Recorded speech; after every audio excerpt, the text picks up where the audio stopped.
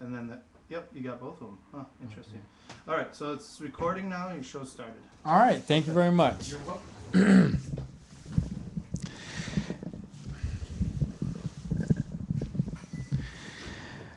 Good evening. It is Monday, May 7th, a little after 5 p.m. Thank you for joining the Green Neighborhood once again. My name is Eric E., and this program is dedicated to the mighty one, my best friend, the mighty Aminata, whom I love very, very much. On the Green Neighborhood program, what we do is we talk about those things which can help our household, our neighborhood, and our community have better health through a cleaner, greener environment. And if you want to call in with suggestions, the number is 935-2951. Again, the number is 414-935-2951. A little bit of background about myself. I am a what they call a BPI, or Building Performance Institute energy auditor. I'm a home inspector. I'm a solar site assessor, whether it be for PV or photovoltaic or for solar hot water systems. And I'm a distributor of consultant of Get Clean or eco-friendly household cleaning products. And essentially what we try to do is, again, create a healthier community by making green choices that not only save us money and protect our environment, but raise money for those community service organizations that we want to sustainably support. And we emphasize sustainably as opposed to just, participating in your typical fundraiser, because so oftentimes fundraisers may be for a good cause, but the means by which they're financing that cause contributes to unhealthy eating habits and the like. So instead of buying pizzas and candy bars and sodas and snacks and so forth for your cause, consider, buying compact fluorescent light bulbs. Consider a recycling run where you can have a recycling bin placed on your location at no charge to your nonprofit organization, and thereby raise awareness of your organization and its mission to your neighborhood community. They can bring their recyclables to your site, place them in the dumpster. All proceeds raised will go to your organization. Moreover, your organization may have a regular ongoing account where anyone at any time during the year could drop off whatever they would like to be recycled, and the cash value goes towards your account. Some other ways of raising money for community service organizations in a sustainable way would be from switching from toxic so-called cleaning products that are typically used in homes and businesses, and switch to those products that are super concentrated, effective in their contents, and whose packaging is recyclable. Now, by super concentrated, what we refer to is a product that is not ready to use off the shelf, that is not ready to use off the shelf. So like you would make orange juice from concentrate, you would open the container, put the orange juice in the pitcher, add water to your taste, stir, and consume. Likewise, with a variety of household cleaning products, you can add the number of drops or teaspoons to the dispenser you're going to use, add water to the strength for whatever purpose you're going to use it for, and again, use it, apply it. And in doing so, what you're doing is you're using your local tap water instead of consuming virtual water. Virtual water being water brought from another location to your location for your consumption. You're using your own tap water instead of virtual water, and you're using you're putting fewer packaging, the refuse in the trash and into landfills.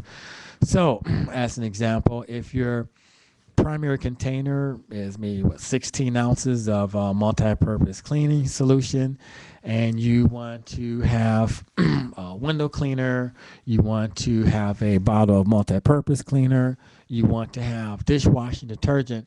Well, all three could effectively be used from one 16-ounce bottle.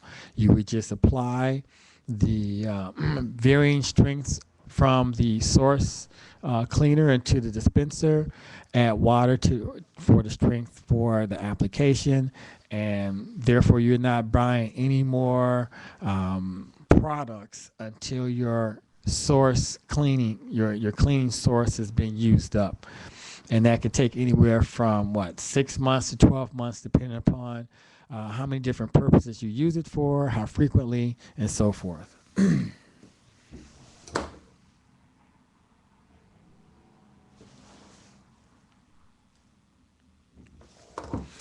Again, if you have any questions or comments about healthy, um, eco-friendly, environmentally conscious way to keep your home clean for a healthier lifestyle, or that may be used as a fundraiser for community service initiatives, please give us a call at 414-935-2951. There are several books that I recommend, and what we'll be doing during the course of the program is now and then we will be recommending books and DVDs that again are consistent with the theme of living in harmony with nature. And let's see here, one moment.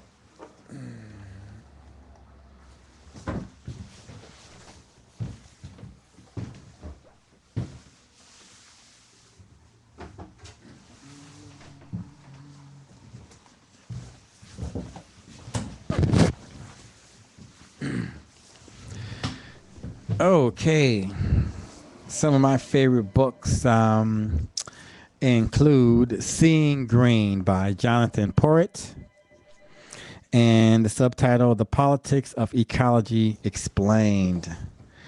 And another very good book is The Green Consumer by John Elkington and Julia Hales, The Green Consumer. And the subtitle for it is You Can Buy Products That Don't Cost the Earth. And one of my favorites, which we reviewed last week, is the Green Goes With Everything, Simple Steps to a Healthier Life and a Cleaner Planet by Sloan Barnett.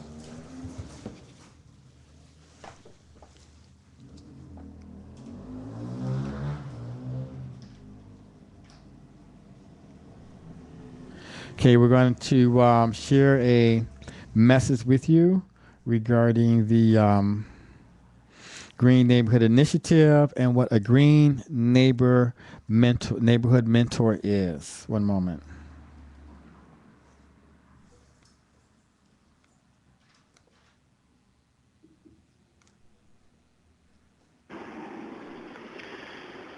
The Green Neighborhood Mentor is someone who has first become a green neighbor and then encourages and explains to their neighbors and others they care about on green choices that are of no cost, low cost, save money, save the environment, and raise money for community service organizations that they or the household they're helping care about and want to sustainably support.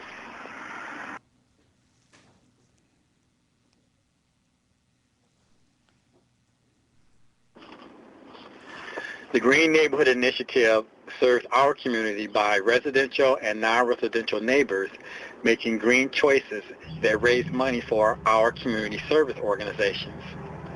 In doing so, they save themselves money, improve their home environment, improve their work environment, and protect the outdoor environment that we all share.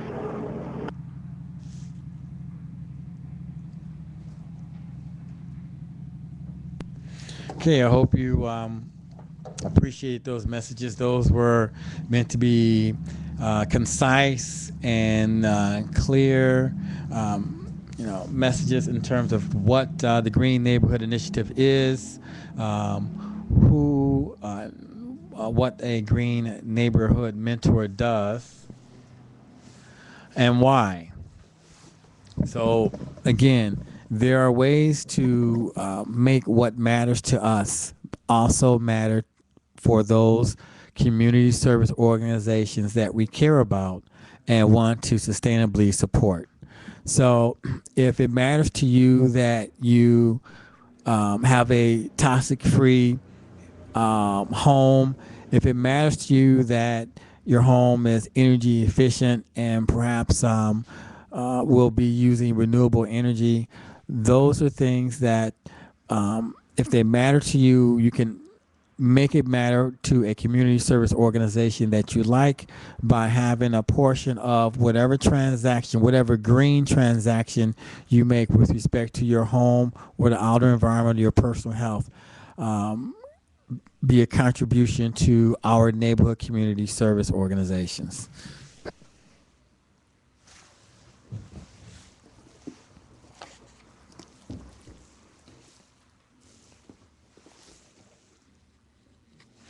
Now, a little bit about the book, The Green Consumer, by John Elkington and Julia Hales. Let's see here. This book has some good information. It's sort of maybe dated, but still has a lot of good information in here. For example, it talks about investing in the environment.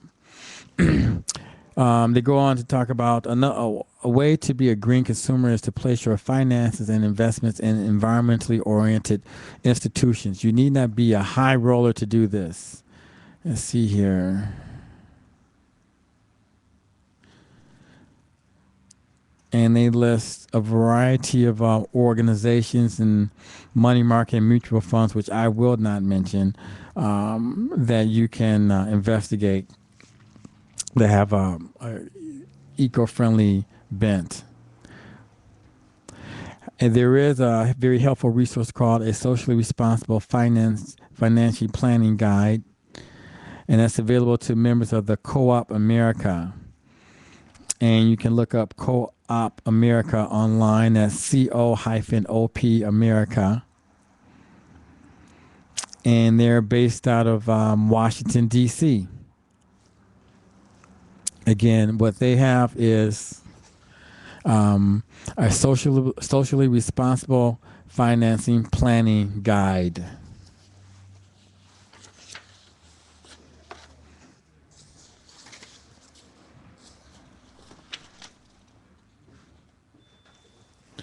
Some ways to get involved in becoming a green neighbor is to, keep an eye on monitoring legislation.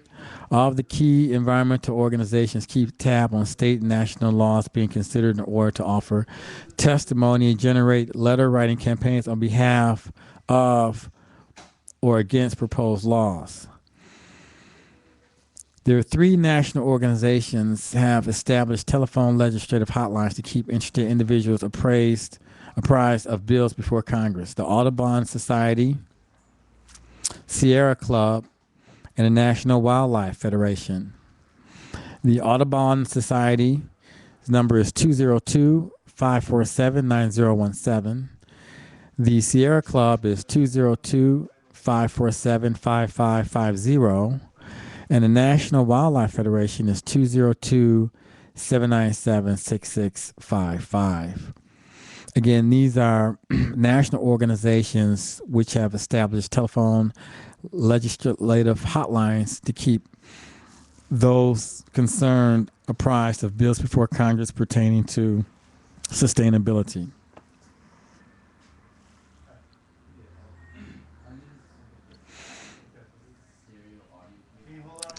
You can educate others. You can do this in a variety of ways, from talking to your friends, coworkers, and neighbors to organizing an educational activity. One such activity might be a stream walk, a group hike during which participants try to diagnose potential problems. Walking a stream with a knowledgeable leader can alert you to erosion problems, highway and construction runoff, excessive algae growth, poison fish, foul smells, and direct discharges into the stream, or in this case, the river, Milwaukee River. Each of these is a cause for concern. The stream or river walk might be followed by a cleanup. Be sure to invite reporters from newspapers and radio and television stations to these activities, and these reports will help educate others in our neighborhood. And a word about the, a stream or a river walk cleanup is that, again, what we try to do with the Green Neighborhood Initiative is try to multiply the ways that we can have a positive impact. So in addition to having a river cleanup, it would be, additionally beneficial to have a river walk cleanup and have whatever refuse that is collected, wherever possible, converted to cash to be donated to a local nonprofit organization. And thereby we're doing something that's environmentally responsible, socially, as well as ecologically.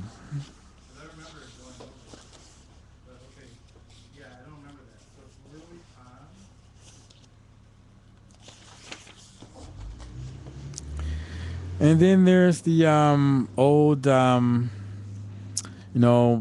old boycott. Many environmental groups have sponsored environmentally related boycotts against a number of companies. One thing to be interested in perhaps investigating is if you're concerned about the undue political influence in Wisconsin by outside entities, to maybe Google or do some other type of research of whether or not the products that you consume and the companies that you patronize, whether or not they're contributing to organizations outside of Wisconsin which may have an undue impact upon our environment. Our environment, which the owners and chief executive officers of these companies do not live in, but perhaps want to exploit for their own profit and for the benefit of their shareholders, but at our expense.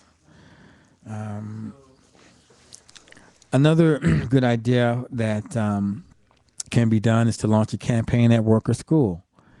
At, for example, Rutgers University, for example, members of the Law Association decided to target the use of plastic foam in the cafeterias. After creating a multi-step long-term strategy, the students first approached the Food Services Department. The Director of Food Services readily committed to get rid of foam cups in a matter of days and the foam food containers as soon as the current inventory was depleted. One of the lessons the students learned: sometimes all you have to do is ask. Another school-based activity took place at Brown University, where students saved the school about $2,000 by promoting energy conservation awareness. It's very good to know. The workplace, whether an office or a factory, also offers many opportunities for promoting environmental issues. Recycling paper, bottles, cans, cardboard, and other materials is one good place to start. Removing undesirable materials from the company cafeteria or snack bar is another good effort. Getting the entire company to take on a pet environmental project, cleaning up a local stream, for example, or creating a global warming campaign can educate both employees and the community at large.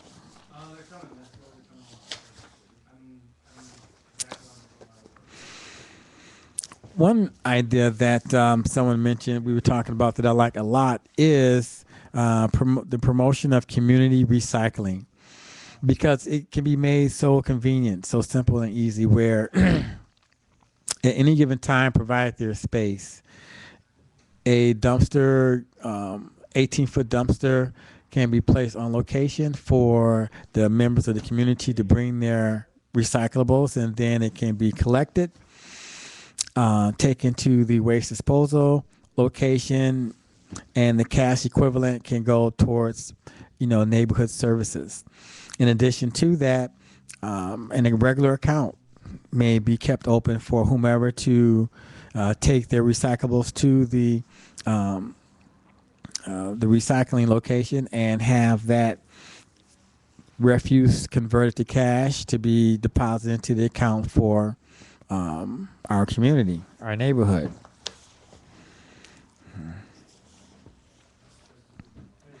So plant a tree.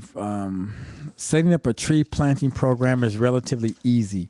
There are a number of organizations that can help organize a one-day or longer term community campaign to educate citizens on a wide range of environmental issues while assisting them in finding suitable sites. The planting and caring for saplings. Let's see here. You may go to Global Relief. Relief is spelled RELEAF, Global Relief, and request a free Global Relief Action Guide. And Global Relief is located in Washington, D.C. You can also look up the American Forestry Association. It's a very good book, The Green Consumer by John Elkington. I like this book.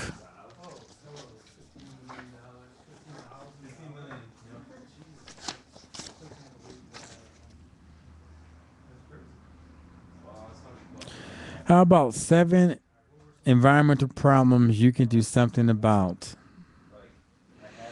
What could those be?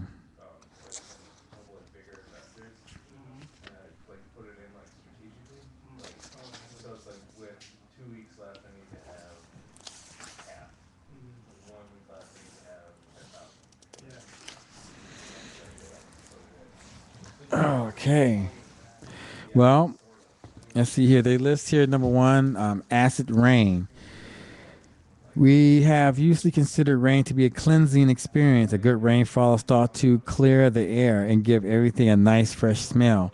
But in certain parts of the United States, as well as in other parts of the world, air pollutants mix with rainfall to pollute rivers, lakes, and kill trees. Acid rain has been known to peel the paint off cars and is suspected of damaging the Canadian maple tree population so severely that the maple syrup industry there may be defunct by the turn of the century. Worst of all, acid rain is also known to represent a major health hazard to people.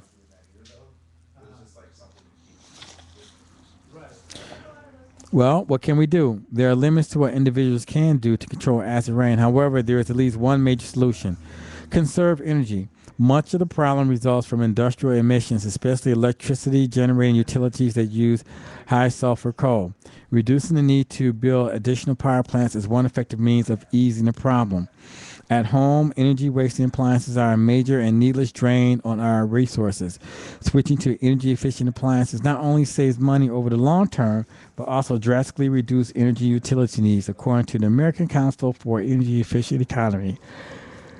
If every household in the U.S. had the most energy-efficient refrigerators currently available, electricity savings would eliminate the need for about 10 large power plants. Well, along those lines, you can, after you make your home energy efficient through the things you can do on your own that are either no cost or low cost, the next phase would be to perhaps make your home more energy efficient by contracting and certified independent auditor, and thereafter taking their recommendations and having your home weatherized. And then the next step after that would be to have a certified solar site assessor come to your home and determine the feasibility of using solar energy for hot water or for your electricity source. And in that way, you're making yourself more independent of whatever extent you may need to otherwise use the power from utility companies. And number 2 is the global warming and greenhouse effect. Well, I think we've heard a lot about that. It says carbon dioxide is responsible for about 50% of the greenhouse effect is created principally by burning fossil fuel. wood, coal, oil, and natural gas. Okay. So what can we do? Again, we can conserve energy. Beyond that, we can eliminate CFC pollution, or by reducing chlorofluorocarbons, help with another problem as well, the depletion of the ozone. Reduce garbage, recycling and pre-cycling. Plant a tree and buy organic food. Now, buying organic food is mentioned here because organic farmers do not use nitrogen-based fertilizer, which have been found to contribute to methane levels in the atmosphere.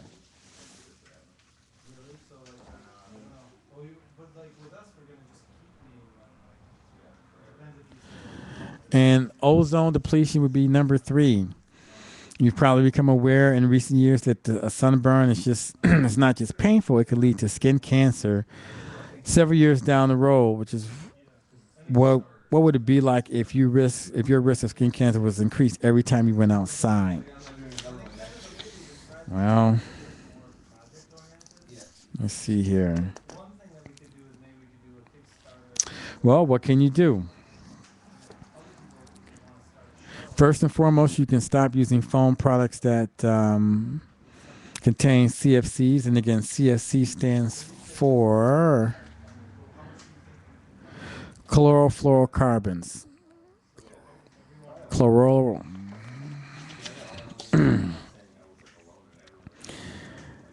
This is easier said than done. That is, stop using foam products that contain CFCs.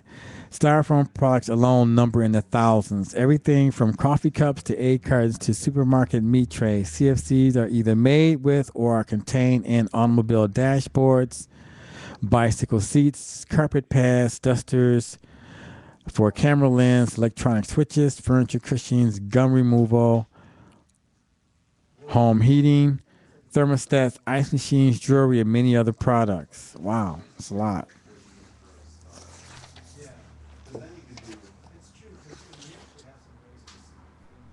You can recycle coolants. For air pollution, although Americans have expressed concern about the air pollution for more than 2 decades, well, now it's, about 3 decades, things aren't necessarily getting better. Way back in 1989, the federal government issued the first ever national survey of toxic chemicals released to the air by industry, which showed that these chemicals are being emitted at rates that threaten public health.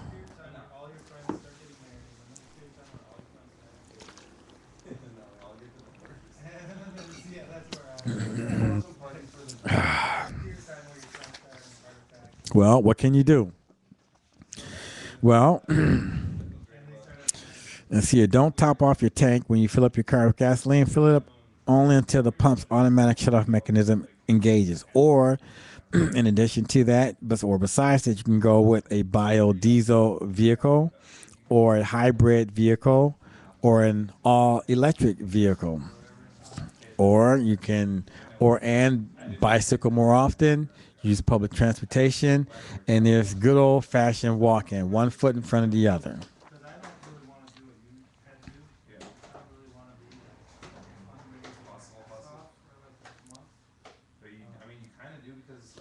You can keep your automobile in shape, drive as little as possible. And then there's number 5, rainforests and biodiversity. The world is losing trees. Indeed, entire forests at an astonishing rate. And these trees disappear as these trees disappear, so do thousands of species of other living things. That may be the least of our problems. The disappearance of trees have been implicated in worsening the greenhouse effect and in air pollution in general.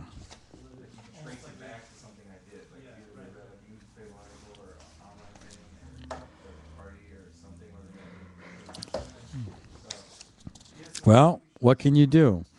It may seem unfeasible to directly affect the burning and harvesting of tropical trees thousands of miles away, but there are actions you can take. Among them, do not buy wood harvested from endangered tropical forests. Avoid buying beef products from livestock raised in tropical regions. Support sustainably managed tropical products. Number 6, garbage. The newspaper and TV news stories a few years back about the trash-filled barge with no place to dock didn't even begin to describe the extent of the garbage crisis we're facing. Some cities are virtually choking on their citizens' refuse, and solutions are few and far between. The simple fact is that Americans generate so much garbage that we are rapidly running out of places to put it. What exactly is our trash? Well, according to one study, municipal solid waste, which includes primarily household trash as opposed to commercial, institutional, and industrial sources. Here's a breakdown listed by percentages of the total volume. Plastics are 6.5% of what we throw away. Food waste, 7.9%. Rubber, leather, textiles, and wood, 8.1%. Glass, 8.2%. Metals, 8.7%. Yard waste comprise 17.9%. Paper and cardboard, 41% of what we throw away. Let's see here.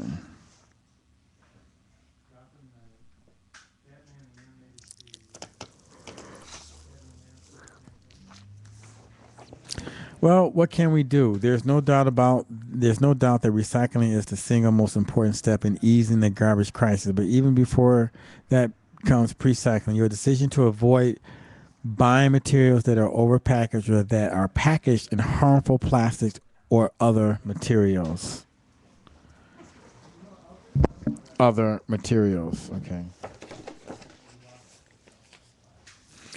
Water pollution.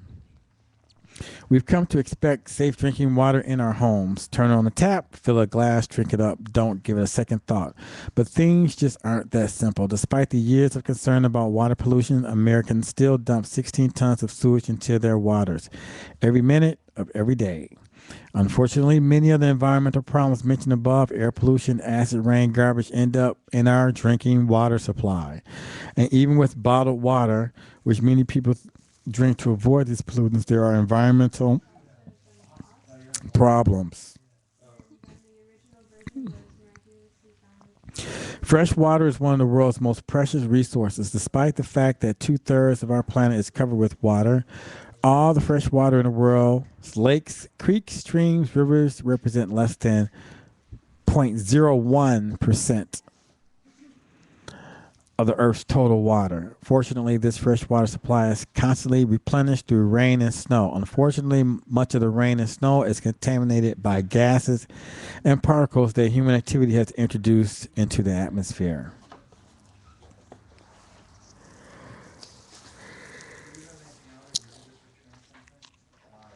What can you do about this?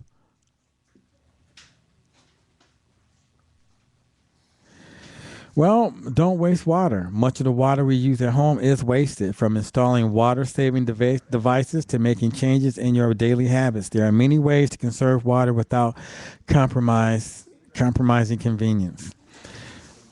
And some of those ways include installing what are referred to as low-flow aerators, as well as low-flow shower heads in your home. Low flow aerators maybe cost $1.50, $2. But over the course of time, it would save you a lot more money from your overall budget. With respect to the toilet in your home, instead of buying a brand new highly efficient toilet, which is an option, however, it's an option that everyone can't afford. All you need simply do is take a empty soda bottle or any type of plastic container. Let's say it's 2-liter plastic bottle, and it can be put to good use by placing in the bottom of it stones or pebbles or marbles or what have you. Filling the plastic bottle up with water, capping it, and placing it in your toilet tank. So, for example, if you have a 2-liter water bottle in your toilet tank, every time you flush, you're flushing 2 liters less of water. Most of the toilets that are in homes today are old and use way more water than is necessary.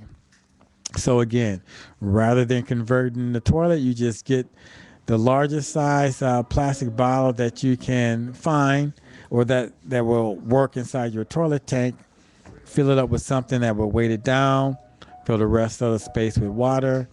Put a cap on it. Put it in a tank, and there you go. Every flush you're saving 2 liters or 1 liter, whatever the volume is of the bottle of water.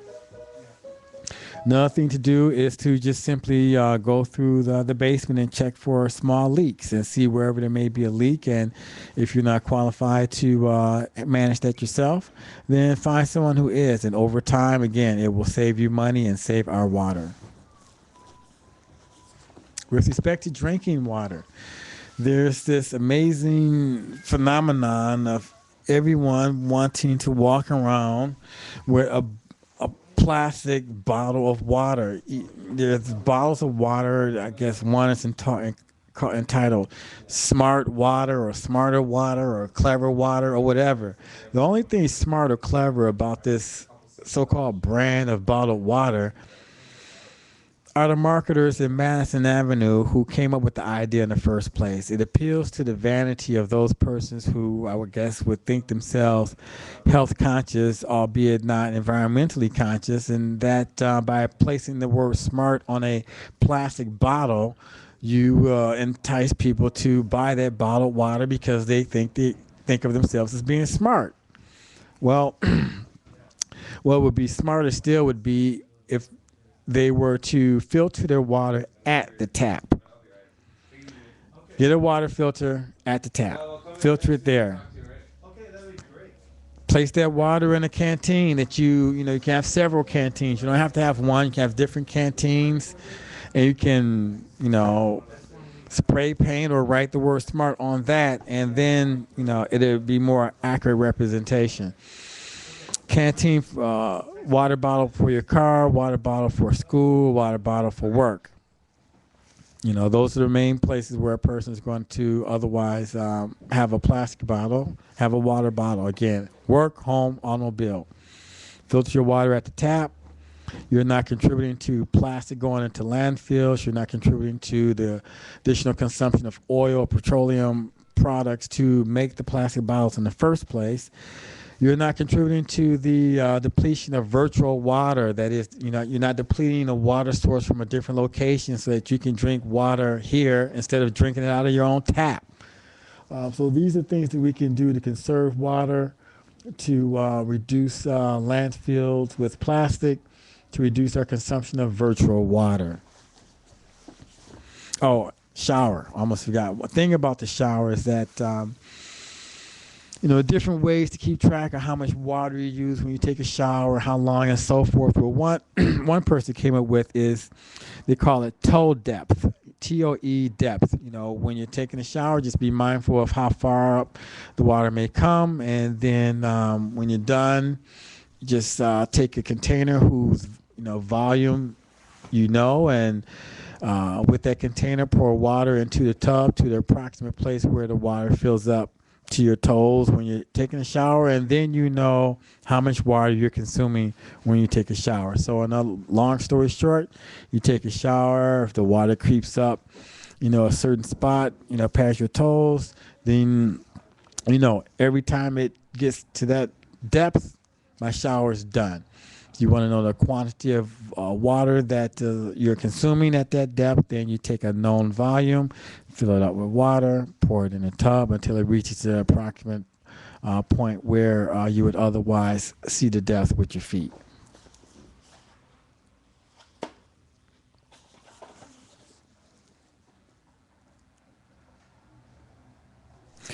Okay, and here's a nice point that I like that they mentioned with the green consumer. Don't add pollutants at home. Some toxic products such as bleaches and paints should not be dumped directly down the drain. There are other environmentally safe methods of disposal. Buy products that don't pollute the water. Some soaps and detergents, for example, contain phosphates and other substances that can harm the water supply. Fortunately, there are safe alternatives to most of these products.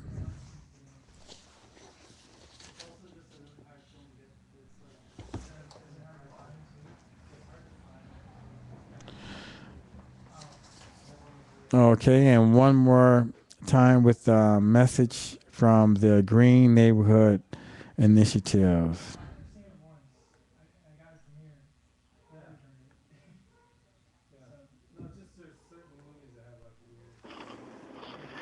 The Green Neighborhood Initiative serves our community by residential and non-residential neighbors making green choices that raise money for our community service organizations.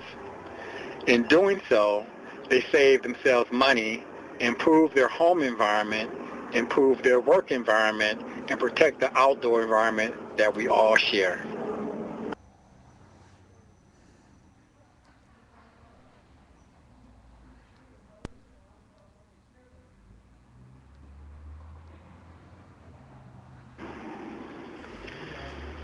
The Green Neighborhood Mentor is someone who has first become a green neighbor and then encourages and explains to their neighbors and others they care about on green choices that are of no cost, low cost, save money, save the environment, and raise money for community service organizations that they or the household they're helping care about and want to sustainably support.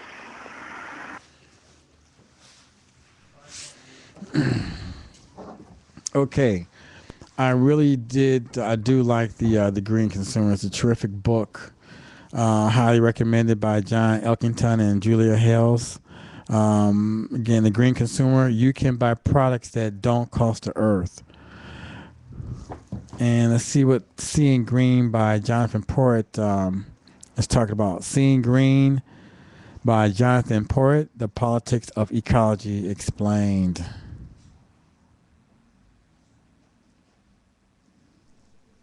Okay.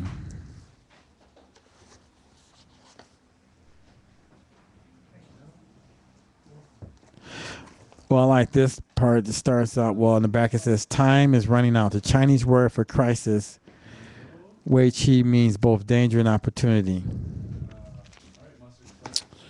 I think that's where we're at. How's it going?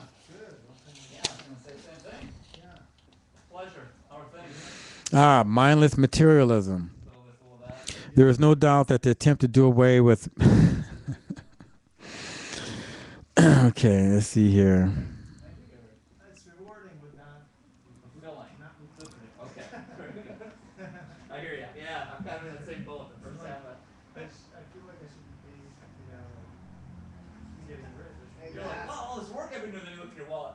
Wait a minute, this is all Okay, well, that's a little bit more metaphysical than I want to step into here on the program right about now.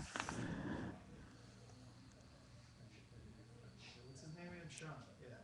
We just had a long talk about it. I do like this. Fudging the figures. It must be clear by now that ecologists reject the very premises on which any purely economic cost benefit analysis is based.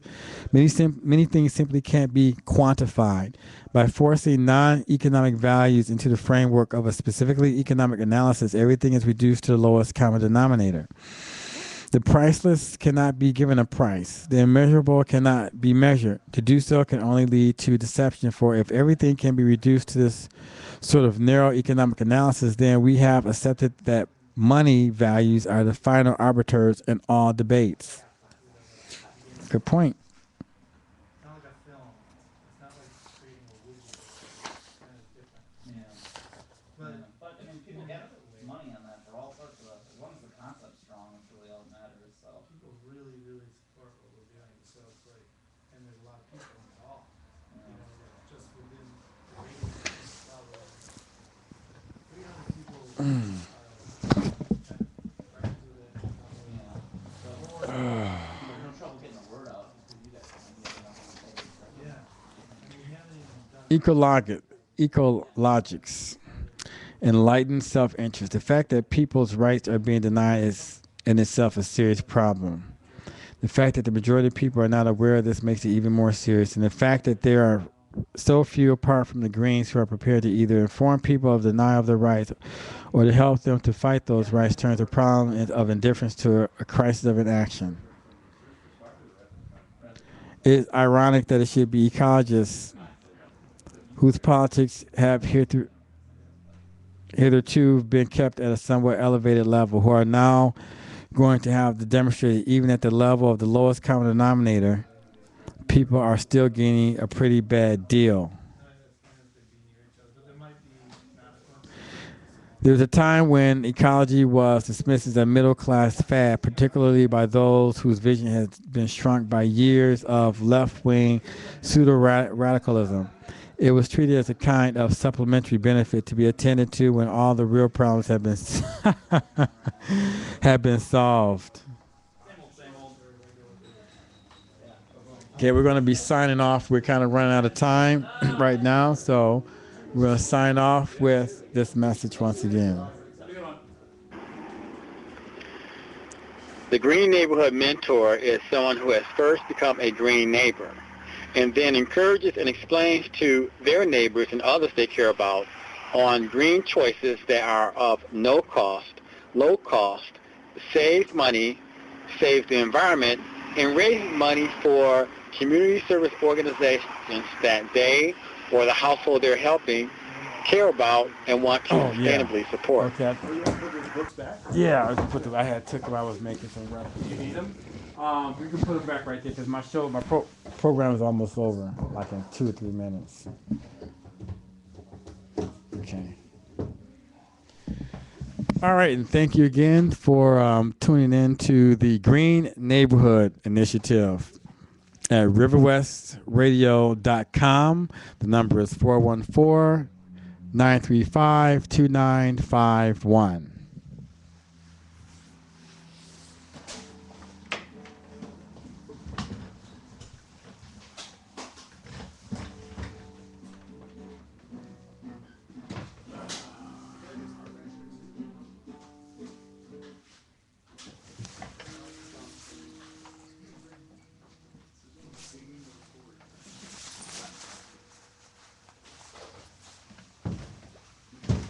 So you finished up? Yeah, I just need some reminder refresher on how to sign out. Dude, Newman. Right. So when you stop the two, you gotta stop those two. Did you stop them? Nope. Okay. Oh. Are you okay? Yeah, I'm all right.